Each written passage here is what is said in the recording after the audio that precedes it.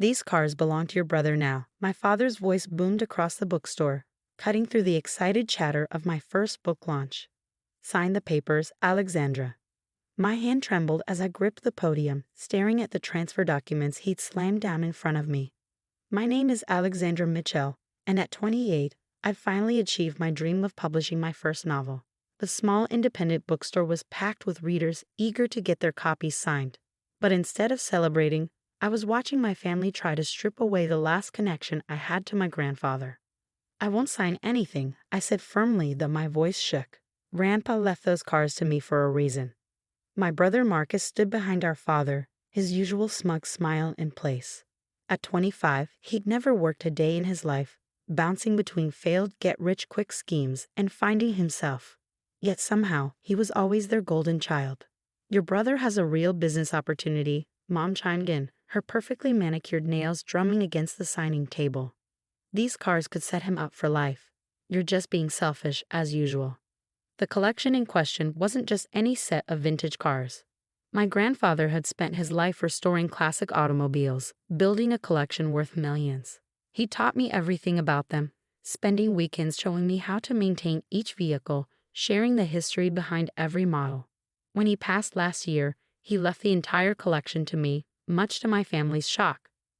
This isn't about business opportunities, I said, turning to address the uncomfortable crowd. I'm so sorry, everyone. We'll resume the signing in a moment. But Dad wasn't finished. He grabbed my arm, his fingers digging in painfully. You ungrateful little. He reached for my newly published books, the special first editions I'd had printed for this launch. Before I could stop him, he was throwing them into the decorative fireplace the bookstore used for ambience. No, I lunged forward, but it was too late. The flames caught the pages, curling them into ash. My heart shattered watching my dream literally go up in smoke. Now, Dad said, his voice cold, maybe you'll understand what's important. Family comes first, Alexandra. Sign the papers. I stared at the burning books, something inside me hardening. For years, I'd watched them favor Marcus, dismiss my achievements, and try to control my life. But this time, they'd gone too far. Security, I called out, my voice stronger than I felt. Please escort them out. The bookstore's security guard, who'd been watching nervously, stepped forward. My father's face turned purple with rage. You're choosing this over your family, over your brother's future? No, Dad, I replied, straightening my spine. I'm choosing myself for once, and those cars, they're not just vehicles to be sold. They're Grandpa's legacy, his passion, something you never understood. As security led them toward the door, Marcus turned back. You'll regret this, sis. Those cars should be mine. I know what they're worth. What my brother didn't know, what none of them knew, was that I had already taken precautions. My grandfather hadn't just left me the cars, he'd left me his wisdom too. Keep everything documented, Allie, he told me shortly before he passed. People show their true colors when there's money involved. I'd followed his advice, installing security cameras in the private garage where the collection was stored. Every visit my family made, every attempt to access the vehicles, every threatening conversation, it was all recorded. I'd also done something else, something that would make tomorrow very interesting. That evening, after salvaging what I could from the launch and apologizing profusely to the bookstore owner, I received a text from an unknown number. Ms. Mitchell, this is James Sullivan from Heritage Insurance. We need to discuss the incident at your book launch. Your grandfather's policy is very specific about threats to his beneficiary. I'll see you tomorrow at 9 a.m. I smiled, remembering the special clause Grandpa had added to his insurance policy, the one that stated any attempt to coerce or threaten the rightful heir would trigger an immediate investigation. My phone buzzed again, this time with messages from my parents. You're making a huge mistake. Your brother needs this opportunity. Family should come first. I turned off my phone and looked at the burnt remains of my books. Tomorrow would change everything, but not in the way my family expected. Grandpa had taught me more than just about cars. He taught me how to stand up for myself. And I was finally ready to do just that. The next morning, I arrived at the private garage where Grandpa's collection was housed, finding James Sullivan from Heritage Insurance already waiting. He was a tall, distinguished man in his 50s, carrying a leather briefcase and wearing an expression that meant business. Good morning, Ms. Mitchell, he said, extending his hand. I've reviewed the preliminary footage from last night's incident. Your grandfather's foresight was remarkable. Before we could continue, my family's cars pulled into the lot. Dad emerged first, looking confident as ever, followed by Mom and Marcus. Their expressions faltered slightly when they saw Mr. Sullivan.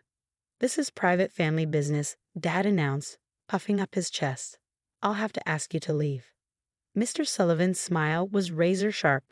"Actually, Mr. Mitchell, I'm exactly where I need to be. Your father-in-law's insurance policy has some very specific clauses about the protection of his collection and its rightful heir." I watched my brother's smug expression waver. "Insurance policy? What insurance policy?" "Perhaps we should all step inside," Mr. Sullivan suggested, gesturing to the garage's office. "There's quite a bit to discuss." Inside, surrounded by photographs of Grandpa with his beloved cars, Mr. Sullivan opened his briefcase. Mr. Edward Mitchell Sr. took out a comprehensive insurance policy on his collection 5 years ago. However, this wasn't just about protecting the vehicles. He pulled out a document, sliding it across the desk.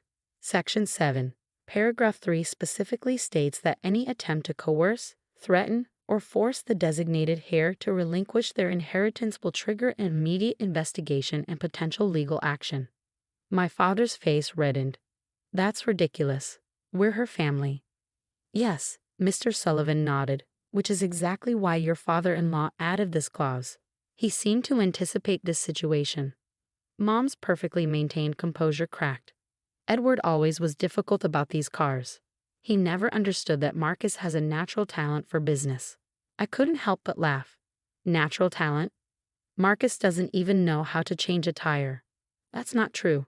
Marcus protested, but his face flushed. Mr. Sullivan raised an eyebrow. "Shall we take a look at the collection? I'd like to verify its condition." We walked through the climate-controlled garage where 12 pristine vintage cars sat gleaming under specialized lighting. Each one had been lovingly restored by my grandfather, and each had its own story that he'd shared with me. "Can you tell me about this one?" Mr. Sullivan asked, stopping beside a 1957 Ferrari 250 GT. Before Marcus could speak, I stepped forward. "Grandpa found this one in a barn in Italy, spent 3 years restoring it, had to track down original parts from all over Europe. The paint is period correct, and he even located the original leather supplier for the interior." Mr. Sullivan nodded approvingly, making notes. "And this one?" He pointed to a 1963 Aston Martin DB5. That was his pride and joy. I smiled, running my hand along the perfectly maintained hood. "We spent every Sunday working on it when I was in high school. He taught me how to rebuild the engine block by block." My father interrupted. "This is all very touching, but these cars are wasted just sitting here. Marcus has investors lined up." "Whoa. Who what?" I turned to face him. "Who want to flip them for quick cash. These aren't just commodities, Dad. They're pieces of history, each with their own story. Grandpa didn't spend his life collecting and restoring them just so Marcus could sell them to the highest bidder." Mr. Sullivan cleared his throat. "There's one more thing." He pulled out another document. "The insurance policy includes a maintenance clause. The heir must demonstrate knowledge of proper care and maintenance of the collection. Shall we test that?" Marcus's face went pale. Mom stepped forward quickly. "This is unnecessary. We're just trying to do what's best for the family." "No," I said firmly. "You're trying to do what's best for Marcus, like always. But not this time." Mr. Sullivan walked to the Ferrari. "Mr. Mitchell Jr., perhaps you could explain the proper startup procedure for a vehicle of this vintage." Marcus stared at the car like it might bite him. "You just turn the key." I watched my parents' faces fall as Mr. Sullivan made more notes. This was just the beginning, and for once, I wasn't backing down. Grandpa had made sure of that. The aftermath of Mr. Sullivan's visit was swift and decisive. The insurance report confirmed what Grandpa had known all along. I was the only one qualified to maintain his legacy. But the real bombshell came when Mr. Sullivan revealed the final clause of the policy. "Your grandfather added a trust provision," he explained, pulling out one last document. "The collection can never be sold as a whole or broken up for individual sale without meeting specific conditions. If any attempt is made to force a sale, the entire collection would be automatically donated to the National Automotive Museum." My father slumped in his chair, the fight finally draining from him. Marcus stormed out, slamming the garage door so hard that the windows rattled. Mom just sat there, her perfectly composed facade cracking as she realized their plan had completely backfired. "There's more," Mr. Sullivan continued. "The destruction of Ms. Mitchell's property at the book launch has triggered a liability clause. Heritage Insurance will be covering the cost of reprinting her first editions, plus damages." I felt tears welling up in my eyes. Even from beyond, Grandpa was still protecting me, still making sure I could stand on my own feet. 2 weeks later, I stood in the garage, supervising the installation of new security systems. The bookstore had graciously agreed to host another launch event, this time with proper security in place.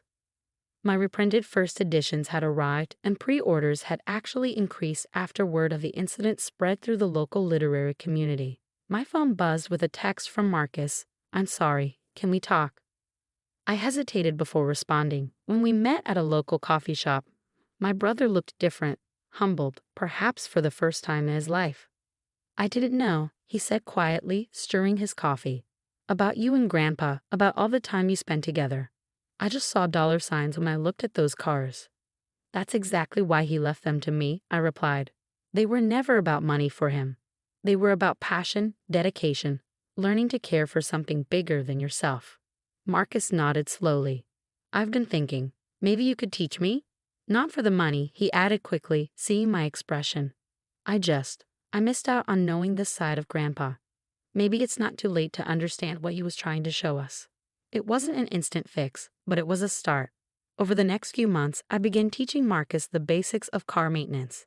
He was clumsy at first, but surprisingly eager to learn. Our parents took longer to come around. Mom appeared at my second book launch, standing quietly in the back. This time, instead of criticism, she bought a copy and asked me to sign it. "Your grandfather would be proud," she whispered before slipping away. Dad was the last holdout, but even he eventually showed up at the garage one Sunday afternoon, watching silently as I taught Marcus how to change the oil in the Aston Martin. "You know," he said finally, "your grandfather tried to teach me once." I was too proud to listen, too focused on what I thought was important. I missed out on something special. I handed him a wrench. It's never too late to learn. The following spring, I hosted a classic car show at the garage, showcasing Grandpa's collection and donating the proceeds to a local technical school's automotive program. As I watched families explore the exhibits, I caught sight of a young girl, maybe 12, staring in awe at the Ferrari.